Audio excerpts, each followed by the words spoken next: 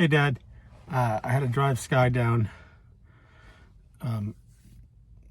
not exactly near campus, but down between campus and downtown where her friend Kate, the one she went to LA with last year, now lives. So they're going to visit. So I thought I'd do part 2 of Sadaharu O.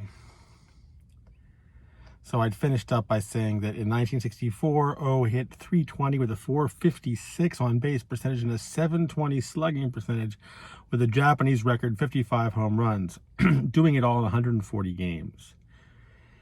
Okay, a few O stats. He won 13 consecutive home run titles. He won 15 home run titles in 16 years. He won 2 Triple Crowns. He walked at least 108 times for 16 straight seasons. Of course, his 868 career home runs is a world record. His career OPS, and remember that's on base percentage plus slugging, was 1.080. And he had an OPS of 1,000 or higher every year from 1963 to 1978. What can we make of these numbers? It is hard to say. It's not easy to translate numbers in Japanese baseball to American numbers, but there are a few points worth making. We've seen many Japanese players like Ichiro, Hideo Nomo, Hideki Matsui, and Yu Darvish come over in the past 20 years and play at the same supreme level in the major leagues as they had played in the Japanese leagues before. It's not perfect math, of course. Some Japanese stars have not played well here, and O played in a different time for Japanese baseball. Still, baseball is baseball, and I must admit, as someone who has spent a lot of time learning about the Negro Leagues, I'm suspicious of anyone who dismisses other leagues or baseball styles as inferior inherently. 2, there are many, many great American players who saw O hit and were certain he could have been an American star.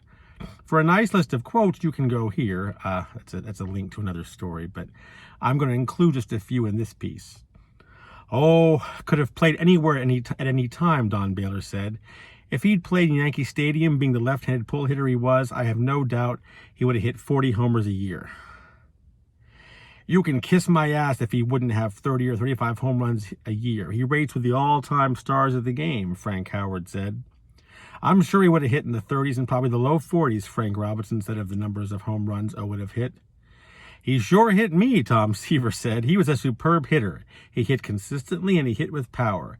He'd be a lifetime 300 hitter." Pete Rose, who was not always generous when it comes to judging Japanese baseball, said O would have hit 300 for sure.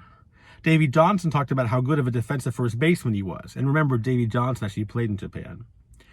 Brooks Robinson said he was just an outstanding hitter, and so on. O's remarkable ability was transparent to the greatest American players of the day.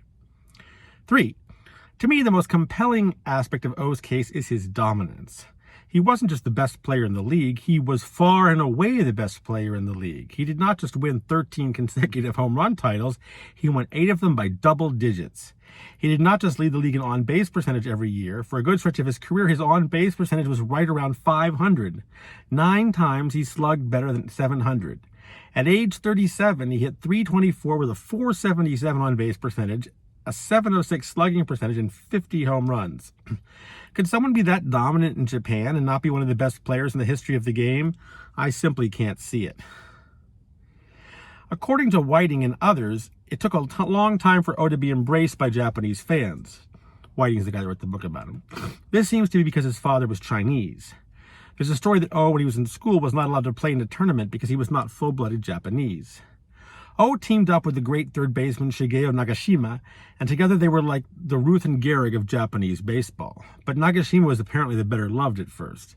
He'd hit one of the most famous home runs in the nation's history, a walk-off sayonara homer in front of Emperor Hirohito. O had also homered in that game, but it wasn't the sayonara.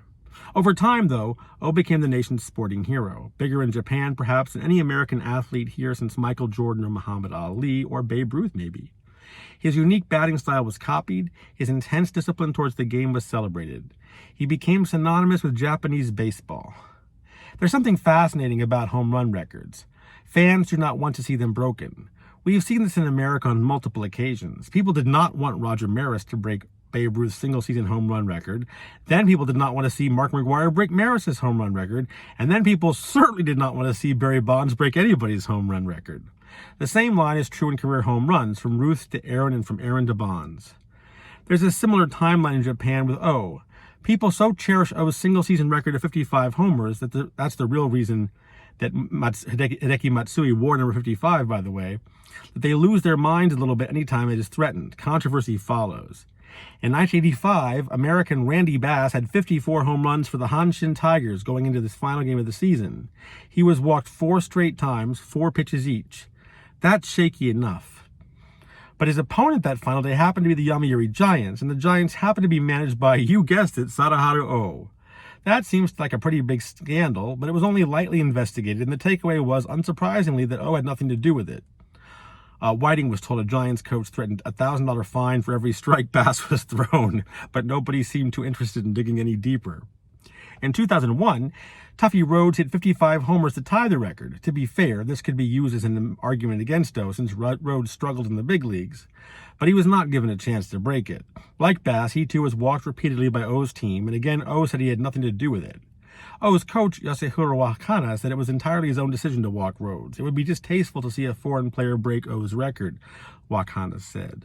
Of course, the irony there, of course, is that O was originally considered to be somewhat foreign because his dad was Chinese, and the Japanese looked down on the Chinese. So that is kind of funny there. Rhodes would say he felt like nobody in the country wanted him to break the record. The next year, Alex Cabrera also tied the record and also found it difficult to get pitches in the final games. And to be fair, this time O specifically ordered his players to pitch to Cabrera, but they did not. Whiting writes that while O's passive acceptance of the way everyone protected his record is curious, there probably wasn't anything he could have done. His record was cherished by the nation. They would do all they could to see it was not broken. But it would be broken finally. In 2013, Vladimir Valentin hit 60 homers for the Yakult Swallows. Immediately, people in Japan insisted there was something wrong with the ball. A thorough investigation was done, and the balls were indeed found to be juiced. Many people in Japan, probably most people, still consider Sadaharu's 55 home runs to be the record. All right, Dad. Hope you enjoyed that. Love you.